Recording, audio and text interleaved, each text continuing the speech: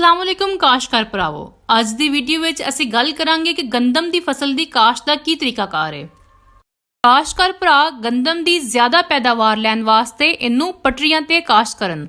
ਇਸ ਤਰੀਕਾਕਾਰ ਦੇ ਨਾਲ ਪਾਣੀ ਦੀ 30 ਤੋਂ 50% ਬਚਤ ਕੀਤੀ ਜਾ ਸਕਦੀ ਹੈ ਤੇ ਇਹਦੇ ਨਾਲ ਫਸਲ ਨੂੰ ਡਿੱਗਣ ਤੋਂ ਵੀ ਮਹਿਫੂਜ਼ ਕੀਤਾ ਜਾ ਸਕਦਾ ਹੈ। ਅਗਰ ਧਾਨ ਦੀ ਬਰਦਾਸ਼ਤ ਤੋਂ ਬਾਅਦ ਗੰਦਮ ਕਾਸ਼ਤ ਕਰਨੀ ਹੋਵੇ ਤੇ ਇੱਕ ਮਰਤਬਾ ਰੂਟਾਵੇਟਰ या 2 मरतबा डिस्क हैरो चलाओ ते फिर सहागा दो।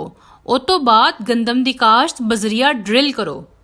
वत्तर की हालत में जे काश्त करनी होवे ते इस सूरत दे विच कपाह, मक्की ते कमाद की बर्दाश्त तो फौरन बाद 2 मरतबा हल चला के ते 1 मरतबा रूटावेटर का इस्तेमाल करो।